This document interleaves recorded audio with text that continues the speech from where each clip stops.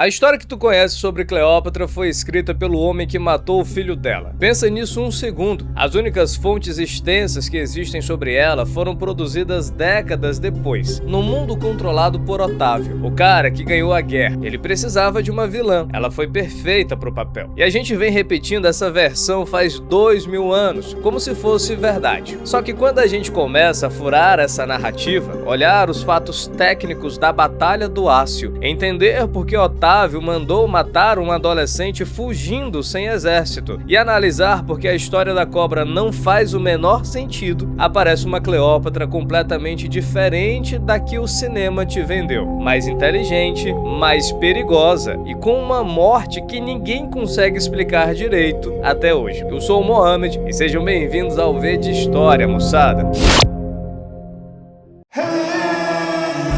Para entender como essa versão foi construída e por que ela durou 2000 anos, a gente precisa ir no começo, ao Egito real, não o do cinema. O Egito que Cleópatra governava não tinha nada a ver com o Egito dos faraós, das pirâmides e de Ramsés II. Esse Egito já tinha acabado havia séculos. O que ela herdou era um país que uma família grega governava havia 300 anos, uma linhagem que ficou conhecida como a dinastia Ptolomaica, fundada por um general de Alexandre o Grande. Uma família macedônia no trono de um povo que não falava a mesma língua, não rezava para os mesmos deuses e não via nesses reis nenhum parente. Nenhum deles, em 300 anos, tinha se dado ao trabalho de aprender o idioma do povo que eles governavam. Pensa no que isso significa. Em 300 anos de reis estrangeiros falando grego na corte e tratando o egípcio como língua de segunda categoria. A população que sustentava esse reino, agricultores, sacerdotes e comerciantes, via seus governantes como forasteiros sofisticados que mal sabiam o seu nome. Cleópatra foi a primeira a quebrar esse padrão. Ela aprendeu egípcio, e não era só o egípcio, ela falava ao menos 8 línguas no total. Isso não era curiosidade intelectual, era uma decisão política calculada. E daqui a pouco,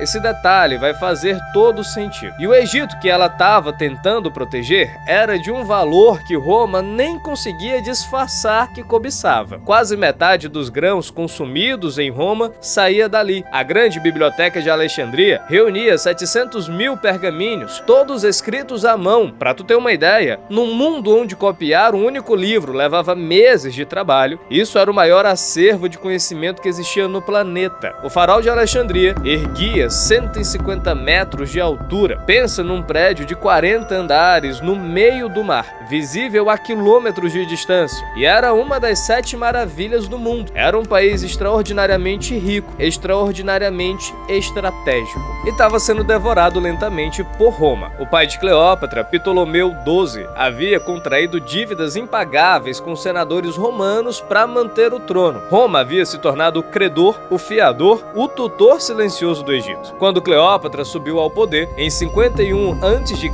aos 20 anos, a pergunta não era se o Egito viraria província romana, era quando. Ela sabia disso e tinha um plano. Aqui é onde a história começa de verdade, e também onde o primeiro mito vem abaixo. Cleópatra não assumiu o trono sozinha. A tradição ptolomaica exigia que uma rainha sempre tivesse um homem ao lado dela no trono, o que chamavam de corregente. Então ela foi colocada ao lado do irmão Ptolomeu XIII, que tinha 10 anos. 10 anos. A ideia era que ela governasse de fato e ele servisse de protocolo. O pai havia planejado exatamente assim. O que não estava no plano.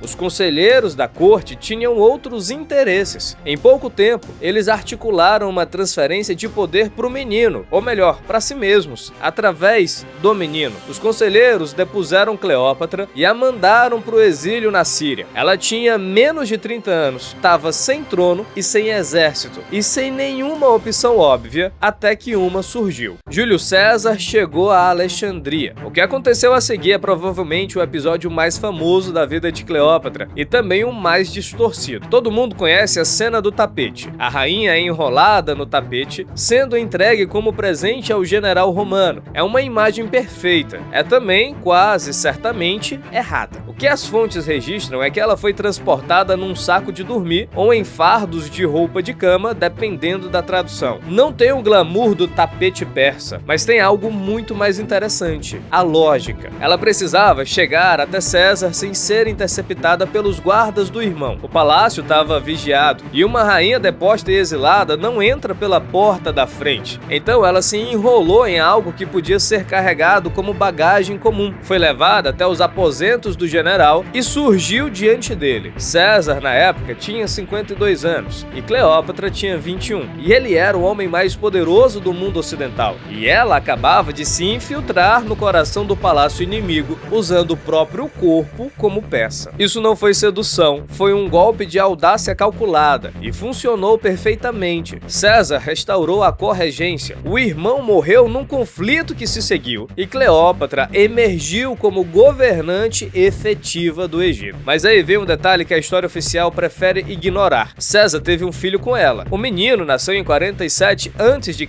e o chamaram de Cesarião, e César nunca o reconheceu oficialmente. O menino não aparece nas memórias do general, nem no testamento dele. Guarda o nome Cesarião. Ele vai voltar e da pior forma possível.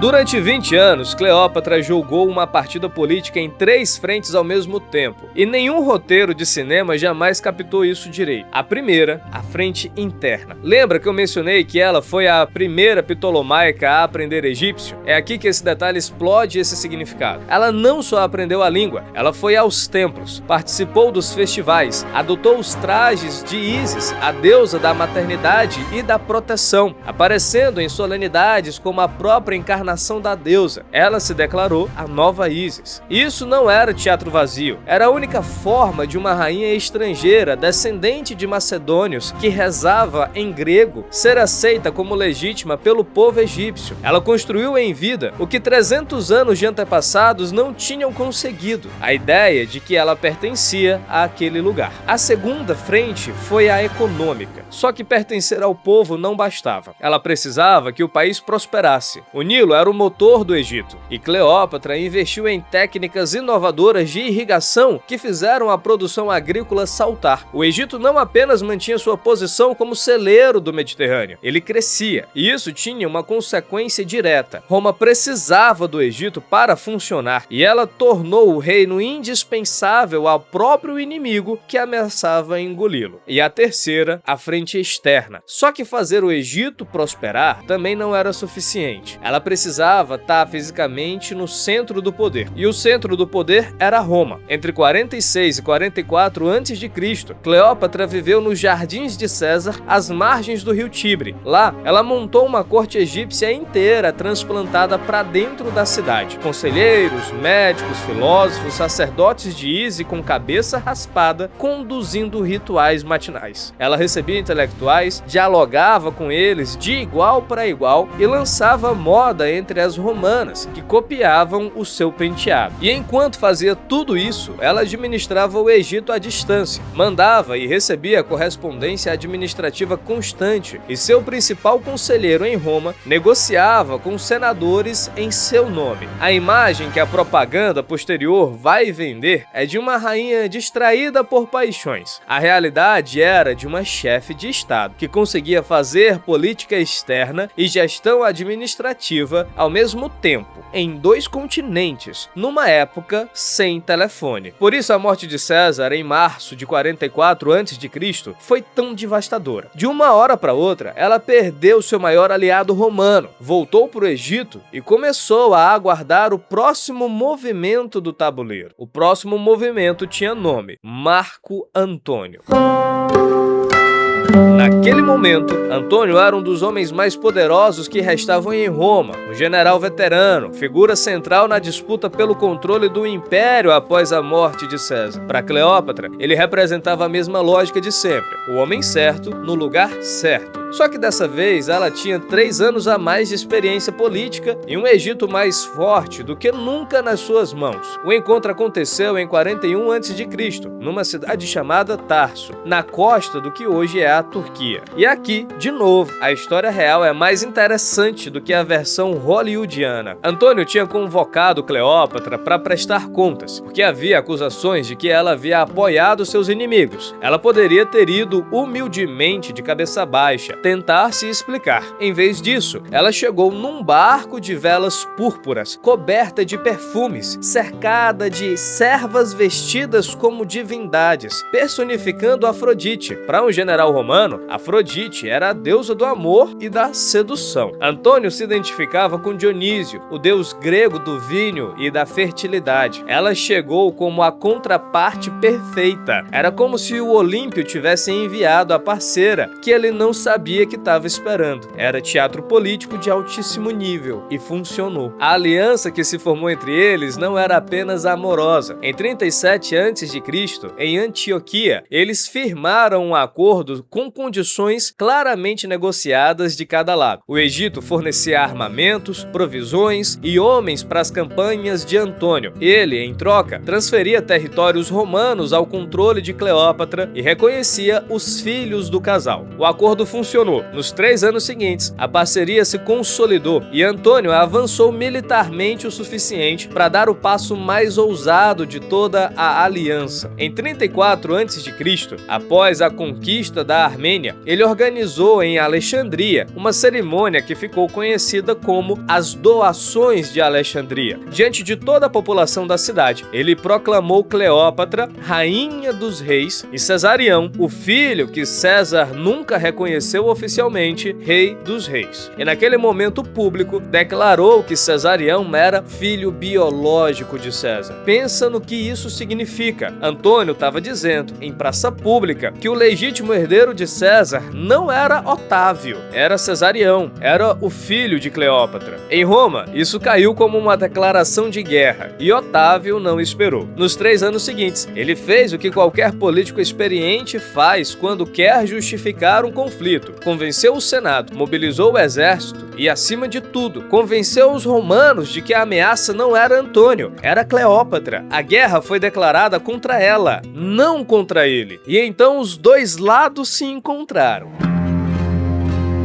Em 2 de setembro de 31 a.C., no Golfo de Ácio, na costa da Grécia, do lado de Antônio e Cleópatra, havia 500 embarcações. Do lado de Otávio, 400, comandadas por Marco Agripa, o melhor estrategista naval que Roma possuía. Eram 200 mil homens no total. Para tu ter uma ideia, é mais gente do que a população inteira de várias cidades brasileiras de médio porte. Tudo concentrado naquele golfo. E o destino de 2 impérios dependia daquela única manhã. A versão que Plutarco e Cássio Dio, os 2 grandes historiadores da antiguidade que escreveram sobre Cleópatra, passaram pra gente é a seguinte: no meio da batalha, Cleópatra entrou em pânico, içou as velas do barco egípcio, fugiu pro mar aberto. Antônio, tomado de loucura amorosa, abandonou a batalha para segui-la e entregou a maior frota do Mediterrâneo ao inimigo por causa de uma mulher histérica. Essa versão tem um problema. Ela não faz o menor sentido. Vamos aos fatos técnicos e históricos. A esquadra de Cleópatra estava ancorada naquelas águas há meses. Os navegadores egípcios conheciam os padrões de vento da região como a palma da mão. O vento repentino que teria surgido no momento da fuga era, na verdade, uma brisa previsível de início de tarde. Qualquer marinheiro experiente sabia que ela ia vir. Segundo ponto, o barco de Cleópatra estava equipado com remos e velas simultaneamente. Isso era atípico para um navio de guerra da época. Navios de combate usavam remos em batalha porque velas eram para navegação em mar aberto. Um navio com as 2 configurações ativas já entrava na batalha preparado para mudar de modo rapidamente. Terceiro ponto, o tesouro real do Egito estava embarcado nos navios de Cleópatra. Isso não é um detalhe. Nenhum comandante consciente coloca o tesouro nacional num barco barco de linha de frente por acidente. O tesouro estava lá porque aquele barco estava planejado para sair dali. Quarto ponto, e esse é o mais revelador. Os barcos de Antônio e Cleópatra escaparam sem um arranhão. Numa batalha naval daquela escala, navio que foge em desespero, pega fogo, afunda ou é capturado. Os deles saíram intactos. Isso não é fuga, é uma manobra executada com precisão. A hipótese que os historiadores contemporâneos consideram mais sólida é essa bem aqui, ó. O plano original previa 2 movimentos coordenados. A frota de Cleópatra romperia o bloqueio naval de Agripa e recuaria para o Egito com um tesouro. As tropas terrestres de Canídio, o comandante do exército de terra de Antônio, recuariam por terra. Nenhum dos dois estava jogando fora. Os dois estavam executando uma retirada estratégica diante de uma derrota que parecia inevitável, preservando recursos para um segundo round. Só que Canídio não recuou. Quando as tropas terrestres viram a frota egípcia partir, interpretaram como abandono e se renderam em massa a Otávio. O plano de 2 movimentos coordenados colapsou pela metade. Antônio e Cleópatra chegaram ao Egito derrotados, mas a derrota que aconteceu em Ácio não foi bem a que Plutarco descreveu. E a diferença importa muito, porque um é um erro estratégico e o outro é uma traição covarde. Otávio precisava que fosse traição covarde.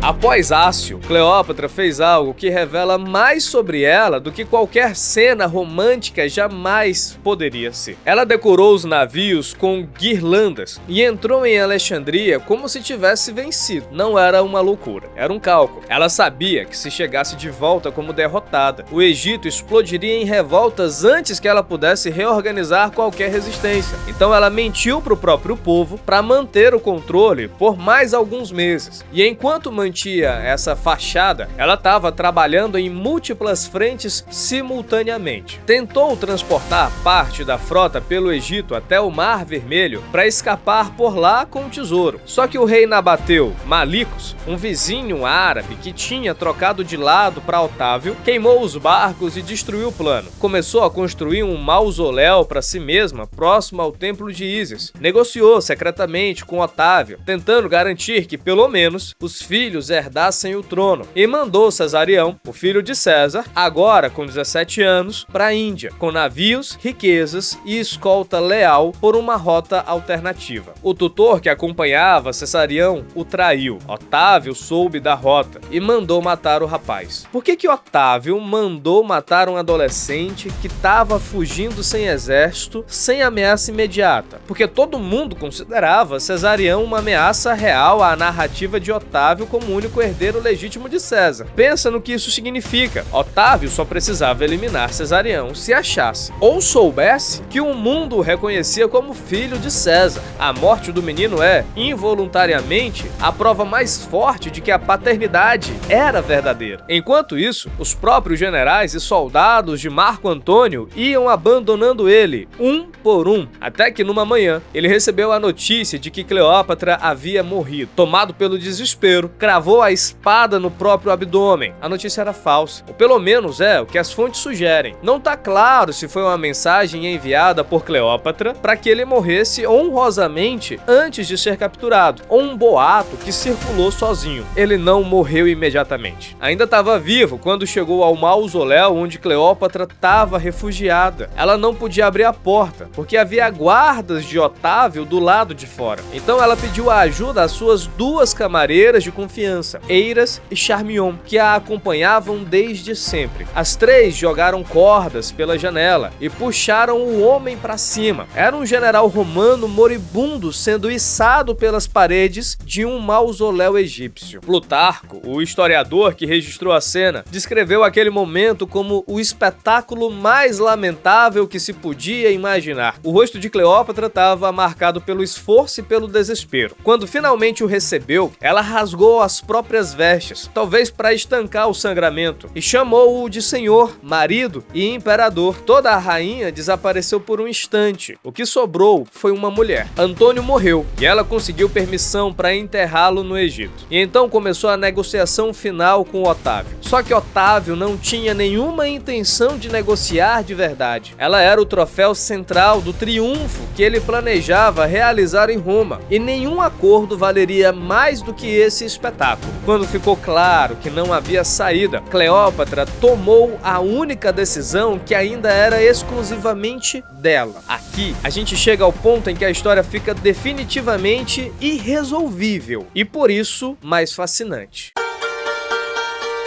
Em Roma, havia um ritual chamado triunfo. O general vencedor desfilava pelas ruas da cidade com os prisioneiros acorrentados atrás dele e os tesouros saqueados expostos para todo mundo ver. Era a maior demonstração pública de poder que existia, e Otávio precisava de Cleópatra viva para protagonizar ele. Cleópatra sabia disso e considerava essa humilhação pior do que qualquer morte. Em 12 de agosto de 30 a.C., com Otávio prestes a levá-la para Roma em 3 dias, Cleópatra morreu. Com ela morreram as duas camareiras, Eiras e Charmion. A versão mais famosa é a da cobra Naja, escondida num cesto de figos. Mas vamos ao problema técnico dessa história bem aí, tá? A Naja adulta mede quase 2 metros. Pensa, esconder um animal desse tamanho num cesto de frutas, passar pelos guardas de Otávio, que controlavam tudo que entrava no palácio, e ainda ter veneno suficiente para matar 3 pessoas em sequência. Nada disso se sustenta. O veneno de uma única cobra não daria para tanto. E mais, o veneno da Naja provoca o que os médicos chamam de necrose tecidual. Na prática, ele destrói o tecido vivo e desfigura o corpo de dentro para fora. Os relatos descrevem 3 mortes serenas, tranquilas e quase belas. Isso não combina. A hipótese que os historiadores consideram mais provável hoje é que Cleópatra usou um veneno auto-infligido. Ela havia passado anos testando sistematicamente diferentes venenos em condenados à morte, buscando especificamente aquele que produzisse morte rápida, silenciosa e sem desfiguração. Ela era, ironicamente, a maior especialista viva em suicídio eficiente. Mas há uma terceira hipótese. Otávio tinha motivo: eliminar qualquer risco de contestação ao domínio do Egito. Tinha meios. Ela era sua prisioneira e ele controlava quem entrava e saía do palácio. Tinha oportunidade os 3 dias antes de partir para Roma e, acima de tudo, controlava a narrativa do que havia acontecido. Ninguém nunca encontrou a tumba de Cleópatra. Sem análise de DNA, sem corpo examinado, a causa da morte é tecnicamente irresolvível. O que temos são versões, e todas essas versões foram escritas por pessoas que viviam sob o regime do homem que tinha motivo para matá-la. E esse homem, enquanto o mundo especulava sobre como Cleópatra havia morrido, foi ficando cada vez mais rico e mais poderoso. Após a morte dela, Otávio tomou o Egito como província pessoal. Ficou tão rico com os tesouros egípcios que a injeção de ouro no mercado romano fez os juros caírem pela metade em menos de um ano. O que significa que, do dia para a noite, emprestar dinheiro em Roma ficou 2 vezes mais barato. Em 27 a.C., ele se tornou o primeiro imperador romano e passou a ser chamado de Otávio Augusto César. Otávio entregou os 3 filhos sobreviventes de Cleópatra a Otávia, a esposa que Antônio havia abandonado. Uma ironia cruel. Cleópatra Selene, a filha, acabou se casando com um príncipe africano e governando a Mauritânia. Os 2 filhos homens desapareceram dos registros históricos. E quem sabe o que Otávio fez com Cesarião não vai ter muito otimismo sobre o que aconteceu com eles. E então Otávio fez a coisa mais inteligente de toda a sua carreira: construiu uma narrativa, uma memória. Ele precisava justificar uma guerra civil que havia matado dezenas de milhares de romanos. Ele precisava explicar por que havia derrotado Marco Antônio, um herói popular, um general admirado, um homem com seguidores leais em todo o Mediterrâneo. A solução foi simples e genial. Antônio não tinha culpa de nada. Antônio havia sido enfeitiçado, manipulado, destruído por uma rainha estrangeira, sensual e sem escrúpulos, que havia usado seus poderes de sedução para corrompê-lo. A guerra não havia sido entre dois romanos. Tinha sido entre Roma e o Oriente decadente, entre a virtude romana e a luxúria oriental, entre Otávio, o herói, e a Cleópatra, a feiticeira. As únicas fontes extensas que temos sobre Cleópatra são Plutarco e Cássio Dio, e os dois escreveram décadas depois dos eventos, num mundo onde Otávio Augusto já tinha estabelecido o Império Romano. Plutarco, ao escrever sobre a vida de Marco Antônio, responsabiliza sistematicamente Cleópatra pelos fracassos do general. Cássio Dio faz o mesmo. Ambos operam dentro do clima político que Otávio havia instaurado. Eles aceitavam os fatos, mas as motivações que atribuíam eram as de Otávio. Essa narrativa passou de século em século praticamente intacta. Quando o cinema nasceu, no início do século XX, já tinha herdado 2000 anos de Cleópatra como feiticeira. E foi justamente esse estereótipo que as primeiras adaptações mudas amplificaram. O filme de 1963, com Elizabeth Taylor, consolidou tanto a imagem de beleza física excepcional que as evidências históricas questionam, quanto a de uma mulher poderosa, numa contradição que o público nunca precisou resolver. E cada época projetou sua própria Cleópatra. O século XIX precisava de uma sedutora punida por seu excesso. O século XX descobriu a estrategista política. As décadas seguintes reivindicaram nela um símbolo feminista, um ícone de identidade africana, uma figura de resistência anticolonial. O episódio mais revelador desse processo, o que melhor ilustra até onde essa disputa de narrativa pode chegar, aconteceu em 1991, quando uma revista americana colocou na capa o debate sobre se Cleópatra era negra. E o mundo inteiro debateu a identidade racial de uma rainha egípcia do século I a.C., como se fosse uma questão contemporânea urgente. Porque era. Toda época cria a Cleópatra que precisa. O que resta quando a gente remove todas essas camadas, a cobra, o tapete, o batom, os filmes de Hollywood, é uma mulher que administrou um super estado em decadência por 20 anos. Falava 8 línguas, construiu legitimidade política onde nenhum antepassado havia conseguido, usou cada ferramenta disponível para preservar a independência do seu país e perdeu não para um inimigo mais inteligente, mas para um inimigo com um exército maior e, depois da batalha, com uma caneta mais afiada. Otávio ganhou a guerra, mas foi Cleópatra quem ficou para a história. Isso diz alguma coisa sobre o poder e sobre o que acontece quando alguém tenta apagar. Dá uma olhadinha nesse vídeo que está aparecendo aqui, se inscreve no canal e ativa as notificações caso não seja inscrito ainda. Se você chegou até aqui, muito obrigado pela atenção. Abraço e até a próxima!